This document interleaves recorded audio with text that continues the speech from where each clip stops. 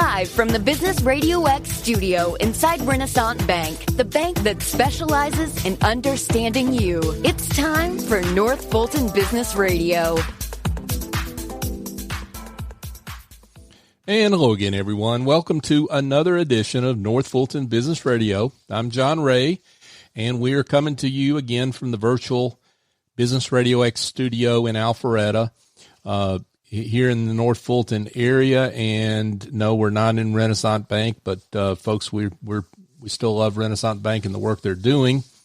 And regarding all the SBA related loans, disaster relief loans that are going on, PPP, EIDL, and every other acronym you can come up with. So check them out, renaissancebank.com. And for more information, or just call your Renaissance banker and be in touch. And we've got a great guest today that I'm excited to have on the show. Ever since I've heard about this concept, Kate Stroth. She is with Farm Stores Georgia, a brand new business coming to Georgia. Kate, welcome. Thank you. Thank you so much for having me. I'm very excited and honored to be here. It's great to have you. So tell us a little bit about you and what Farm Stores Georgia is all about.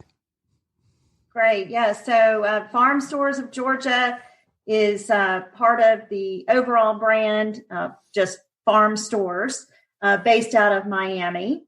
And I am the area representative for Farm Stores, covering just the state of Georgia right now. And we have actually 10, as of yesterday, area reps in our company all over the country. We've just signed our first area rep out in Arizona. So, but very excited to be a part of this brand, and certainly with the great state of Georgia. I myself have a history in working in corporate America, so to speak, 23 years, various big name companies, and I retired in 2016 to have the fortunate to have two young little girls now. And I just really have always wanted to go back to work. I knew that I would, but didn't really want to go. I wanted to go in a different direction and started looking at different franchise concepts out there and happened upon Farm Stores. And it's just been great to work with. And we're so excited about bringing this brand to Georgia. Yeah, I'm going to jump ahead a little bit because I want you to describe Farm Stores in a second, but let's talk about you, because you know, when you're looking at franchise concepts, you've literally got hundreds that you could choose from. So why Farm Stores versus all the other concepts, business opportunities that are out there for you? For me, so yeah, I think there's a lot of ways to approach franchising, and not everybody comes at it from the same direction. So it really, for me, it was really about a way of life that I wanted to change, and my stage in life, where I was with my husband and his stage in life. And we felt like franchising was the right thing for me. So for our family too. I took a different approach. I didn't start in and looking at all the different brands that were out there. I wanted to immerse myself in everything related to franchising and learn about the industry, what it can offer us, what it offers other people, just learning the lingo. I mean, there's a lot to franchising. And it's a regulated industry. It's regulated by the federal government, which it's for the benefit of all. So I really wanted just to educate myself. And I, just said, I'm going to go to a couple of franchise shows. One they had here in Atlanta at the Cobb Galleria Center. They have a couple of shows there every year. And I parked myself in the education booth. I didn't go around and look at all the different brands. And I sat there and I just listened to all the speakers and asked a lot of questions and continued along that path. And eventually went to another big show that was up in New York at the Javits Center. And, really just went there to educate myself. And of course, meeting different people, came upon some brands that I was interested in and struck up a relationship with and continued down that path. And about 6 months later, found myself deep into negotiations with farm stores. It was the right fit at the right time. So there's a lot of different ways that you can come into franchising. We have some franchisees that are coming in to us right now they don't want to look at any other brand. They believe in our concept. They know our concept. They're familiar with it. And they want to open a farm stores right now. Some are working with franchise brokers in the community to, go through that process. So it's different for everyone. And it certainly was different for myself, but I'm very pleased with where I am right now. Folks, we're speaking with Kate Stroth, and she is the area representative for farm stores here in the state of Georgia. The company is based actually in Florida. Now, Kate, what you described is do your homework. So that's the lesson for those listening that are looking at a franchise. And of course, there's a lot of folks that are in transition right now. Do your homework. However you do it, do your homework. So thank you for giving that lesson for folks. But let's get into farm stores. Let's get into what attracted you to farm stores, the concept itself. It's been pretty successful in Florida, and it's going across the country now. It is. And I tell you, as luck would have it, it's a really great time to be in the drive-through business. So, in a nutshell, what Farm Stores does is we provide a service to our local community, wherever our stores are based. They're neighborhood based. They're a drive-through convenience store. And that's a very simple way to put it, but we're not your typical drive-through or your typical convenience store. In other words, it's not beef jerky, lottery tickets, and cheap beer.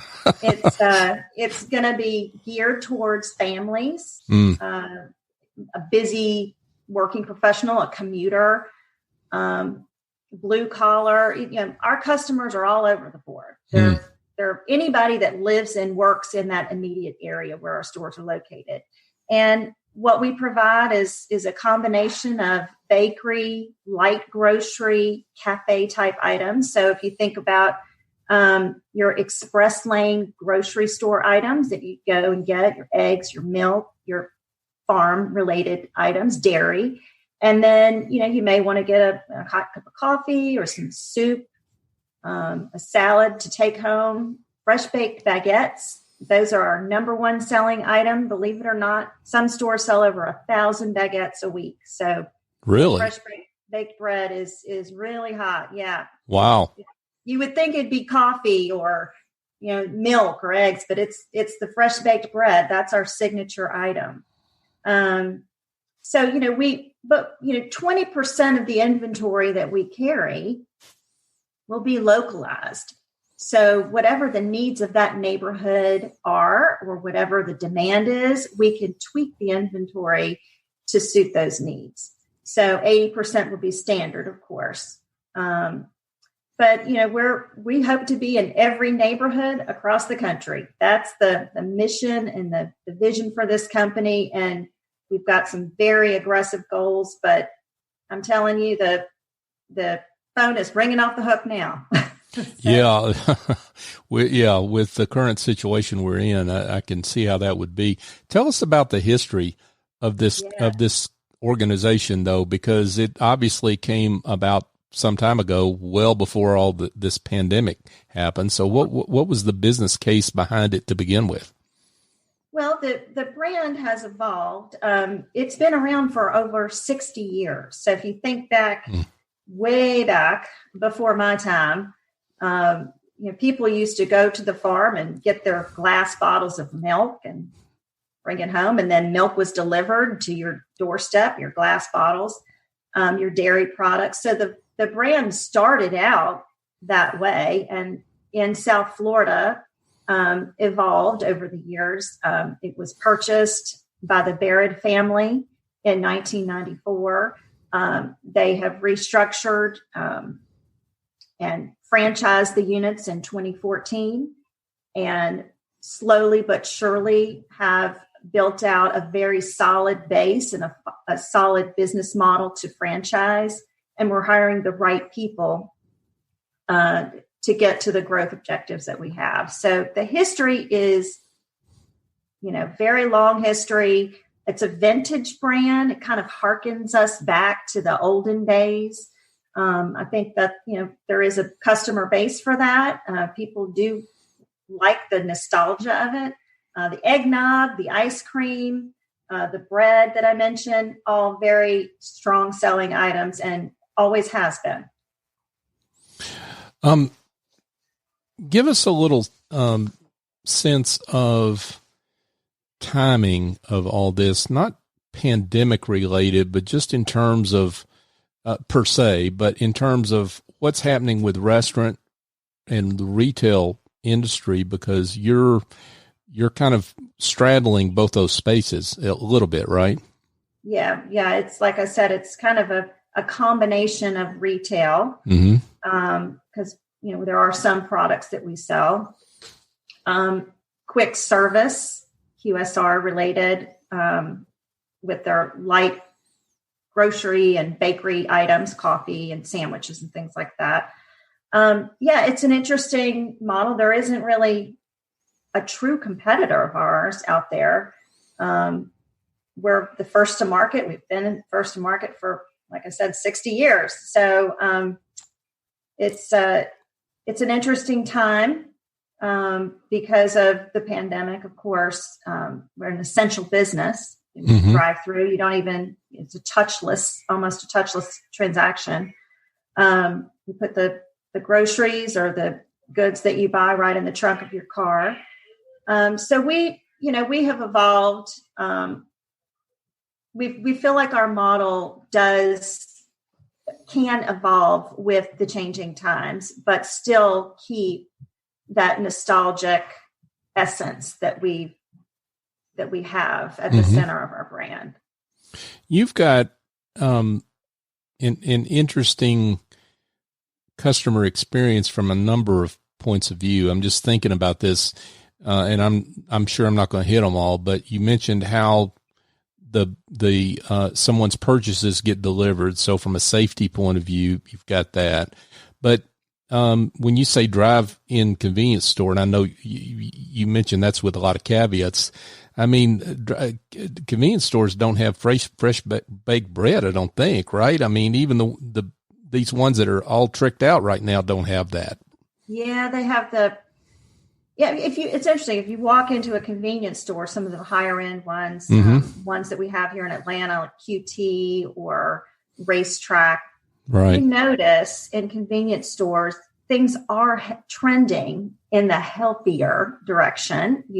There's healthier items that you can select, but they still have your traditional, your hot dogs that are spinning on the little spinner, the little a microwave. Maybe if you want to buy a sandwich and you can heat it up in your microwave, but we have actual ovens similar to a Starbucks or, a coffee shop where we can do a quick bake or a quick heat up of some items or toast the items if need be. But it's all about speed too, because you need to get the cars through as quickly as possible. Sure. We're able to, if you come into the store or you come through the drive-through line, there's not a squawk box. So we don't have that kind of, welcome to Farm Stores, may I take your order? It's a more personalized interaction. We want to get to know our customers. We want to know the names of everybody that comes through because they live in that neighborhood, and it's the first thing they see when they come out of the neighborhood and the last thing they see going in. It's very convenient for them. So we try to get to know our customers on a first name basis. We know what they like. We know that they have, maybe 2 kids in the back and what their kids' names are. And if maybe they like chocolate chip cookies, and we can give them a cookie or an ice cream.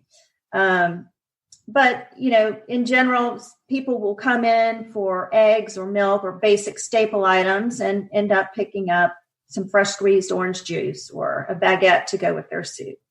So it is like I said, a cross, but we can put the groceries in the back of your car, hand you your sandwich or your coffee, and you're on your way. Wow. That is, again, a little different than a convenience store because they don't want to know your name. They just want you to get in, buy your beer and cigarettes and lottery tickets and move on, right? Next in line. So that's pretty cool. Talk about the locations in Florida. I mean, just the size of the organization right now. What's out there that people can look at if they want to go see an actual store open right now? We have about 35 locations in South Florida and growing very quickly, expanding north from Miami up to, I'd say, the Orlando area right now, Tampa and Orlando. Georgia, we have 2 stores that are going to be opening in the fall, probably August, September timeframe. One would be in Ackworth, Dallas area.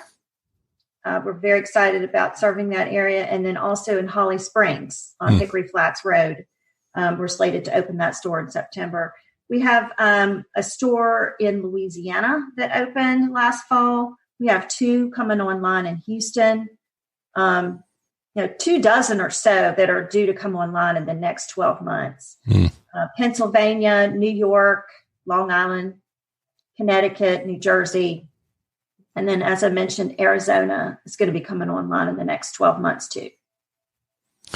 Well, now let's talk about what you're looking for here in Georgia and what your plans for growth are. I mean, you're the area representative and you're looking for folks to come in and buy a franchise, right?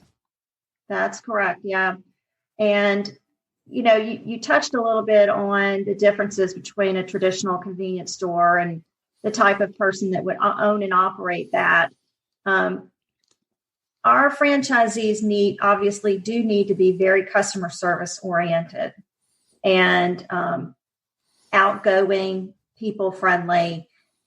If we don't have the customer service angle, then we're going to lose customers. We're very well aware of that. So we're going to strive to be the most convenient and the friendliest, always fast, always fresh, and always friendly. And that's our slogan. The type of operator that we're looking for is obviously going to, like I said, be very customer service oriented. And they may not have a lot of experience in running their own business, but they have the aptitude and the acumen to do so. Of course, we would prefer someone with a wealth of experience, but given our model and our low cost of entry, we know that we're going to attract some first-time franchisees. We have 2 different models to choose from. When you come on board with us, you can choose the turnkey option or the build your own option. The build your own option is not for the faint. You have to be able to have the skill and the knowledge of how to basically build your own business from the ground up, from purchasing the land, getting the approvals in place, arranging for all the engineering and architectural designs of the store. We help you with that, but that cost also falls on you. The other model that I mentioned is a turnkey solution where we do all of that work for you. And in exchange for that, you would lease the business back from us. So we have a local developer here in Atlanta, very well known, that has the skill and the money and the backing to do this. They go out, we look for sites, we purchase the land, and we get the building up, and we literally turn the keys over to you, and you would stock it at that point and open. So, there are 2 models. One is for more experienced, one is for less experienced, but still has the strong acumen and the ability to run their own business. You can start small. You can start with a single unit.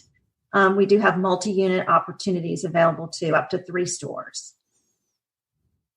Folks, we're speaking with Kate Stroth, and Kate is the area representative for farm stores here in Georgia. So, Kate, you mentioned site selection. What's the ideal site for a a farm store's unit? Because it's, they say real estate is everything, right? When it comes to the success of a concept like this. It's location, location, location. There you go. It's all about where we are. We strive to be the first thing that you will see coming out of your neighborhood, your house, the last thing you see coming in. When you are at home, or let's say your daughter's having a sleepover and you forgot the pancake mix and you've got to run to the store and you've got to be quick. We want to be located right there and very easy. We want to be the first place that you would think of to go to get it. So the location is everything. Our strategy is to look within a 1 mile radius or a 3 mile radius, 1,500 rooftops or more. So we know that those rooftops are there and very close by. And, the way Atlanta is, there's lots of highways and byways and I like to call them like little arteries that feed into the veins, or little capillaries that feed into the veins. We want to be somewhere along the vein, but not in a major thoroughfare where there's just, the speed of the traffic is very high. We want to be in that sort of 35 to 45 mile per hour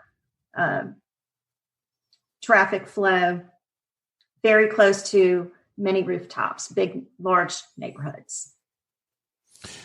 Who is the right fit? Not what, who is the right fit for a franchise concept like this? You mentioned customer service orientation. There's not necessarily a need for having had your own business previously, but obviously that would be preferred. What are some of the other thoughts you have in terms of folks that would be a good fit for this concept? Yeah, well, the number one thing that I think we will look at first and foremost is this person able to interact with the public.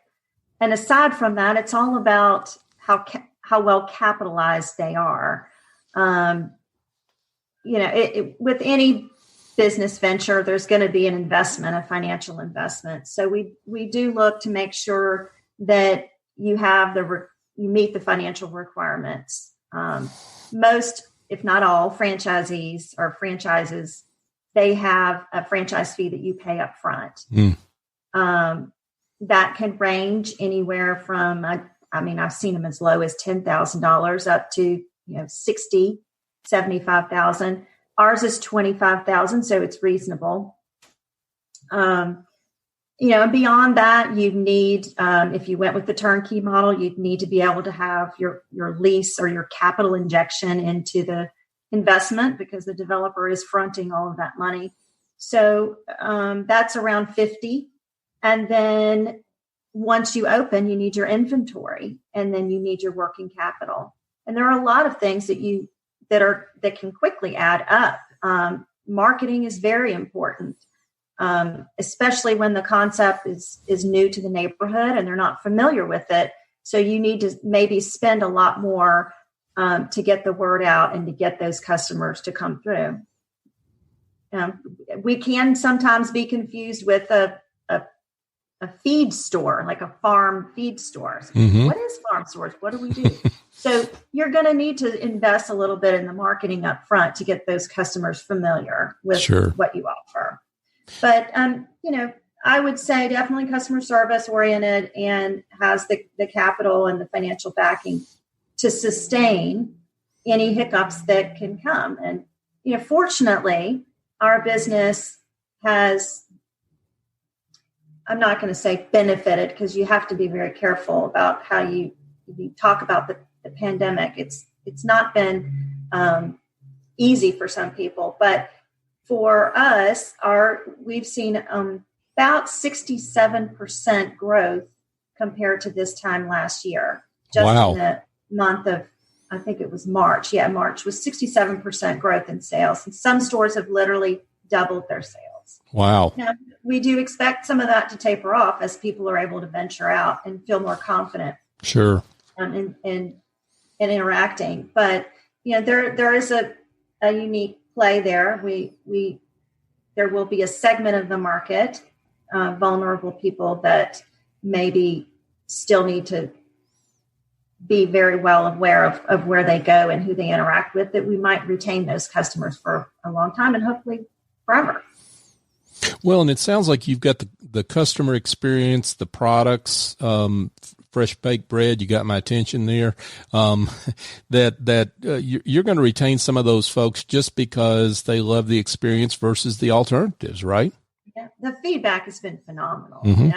I speak with I'm originally from Baton Rouge, Louisiana, so I know the business operator and the franchisee in Lafayette, Louisiana. We talk often, and he said it's just the feedback has been phenomenal. Obviously you don't have as many people from South Florida in Louisiana, but you do have people in Atlanta that are familiar already with our brand. And he was just saying when they really do understand what it is we do, they love it. And they come back. That's awesome. Kate Stroth is with us, folks, and she is the area representative here in the state of Georgia for farm stores. So you kind of took a question away from me, because I was going to ask you about, it's obviously a homegrown concept in Florida, just coming out of Florida. And sometimes those concepts can be pretty local, right? I mean, that they really don't necessarily translate into something that goes nationwide. But I think you just debunked my question about what your experience in Louisiana with your colleague there. Yeah, and that was a risk that I took when I came into this brand and signed on, because we hadn't yet opened any stores outside of South Florida. And the big question mark is, will this translate? It is a legacy brand in South Florida. People are very familiar with it. They've seen it. They've been around it. It's part of their life. And will that translate? And, I mentioned the marketing piece. It's crucial. Anytime you're launching basically a new brand or an emerging brand into a market that is not familiar with it, you've got to think about those things before you open and how you're going to address the issue of, hey, I don't know, what is farm stores? What does it do? I mean, I've heard, different statistics out there that it could take, somebody will drive by a new business for 3 months before they actually pull in and see what it's about. So you have to plan for those things. We're hoping it'd be less. And you can mitigate a lot of that with some marketing and just spreading the word. And of course, we're hopeful also with the word of mouth. The feedback on our Facebook page, which is Farm Stores Georgia, the feedback has been phenomenal. I mean, the comments, people are talking about, I remember 40 years ago, I used to go to farm stores on the way to high school, and I'd grab a bagel and an orange juice before class. It was 40 years ago. So the feedback has been great. And like I said, I can't wait to open our first store. I can't wait to see how it goes. That's awesome. So Kate, what's the process? Somebody that's listening to this hears the proposition, hears about this brand, and it strikes a chord with them. What kind of process do they have to go through with you in order to maybe explore opening a store? Well, the first step would be to go to our website and let us know that you're interested in. You can either go through our Facebook page or directly to farmstores.com. And then your information will come to me, or you can reach out to me directly. I think you might have my information we can post on your website. Yes. And we just start a conversation. Well, like I said, people come into this from, at different stages in their life. They may be young, they may be close to retirement. It really depends. And then we'll walk you through the process. We can go, whatever speed you're willing to go. I've had franchisees that know what they want, and this is what they want, and they're ready to go. And I may have touched on it before. the franchise industry is regulated, and every franchisor out there has what they call a financial disclosure document. That is a legal document, and they are required to give you one. It is, when you receive it, it's time stamped, and you cannot sign an agreement with that franchisor for a minimum of 14 days. So, and that is, for your own protection, to make sure that, you're thoroughly understanding what you're going to be doing. The process, I would say, would take at least probably 3-4 weeks at a minimum. Most are an average of 6 weeks to get to closure. So we'll walk you through. We haven't even talked about it, but there are financing options out there for people that maybe are looking for ways to help, either through an SBA loan, or there's a program called ROBS where you can actually tap into your retirement tax-free and penalty-free, and you don't have to pay it back. That company is Fran Fund or Guidant. There's some other ones out there that can administer that program for you. There's a whole process that you need to go through. And my approach to this was, I'm going to get a team of people behind me, and they're going to be my team. So I have an attorney, I have a tax CPA person, I have maybe a business advisor or a mentor, to check my thinking and make sure that I'm making the right decision. It is a big deal to sign a contract, because you do have to guarantee that you're going to be in this, and it's a big investment for most people. So folks, do your homework. There's obviously, that's what that document's for, but do your homework. But let's send folks where they need to go at this point. I think this has been great. Kate, exciting. I'm hoping you get a place open near me, and we'll talk about that after the show's over. But this is great. Tell everyone where they can go find more information and be in touch with you. Yes, it's the Facebook page is Farm Stores Georgia, or our website at farmstores.com. Awesome. Kate Stroth, she is with Farm Stores, the area representative here in the state of Georgia. Kate, it's been a pleasure. Thank you for having me. Absolutely. Folks, if you're in need of some, the cure of headaches that involve administrative tasks or bookkeeping, marketing, maybe you need a presentation prepared. Well, there's a smart and reliable office angel waiting for you. If you'll just call Essie Escobedo at 770-442-9246, she's the chief executive angel over there, and she's got office angels that she can match up with your business support needs and help you maintain and grow your business. So give her a call, check her out, and she'll send an angel over there to fly in, do the job, and fly off when it's done. So give her a call at 770-442-9246, or go to officeangels.us for more information.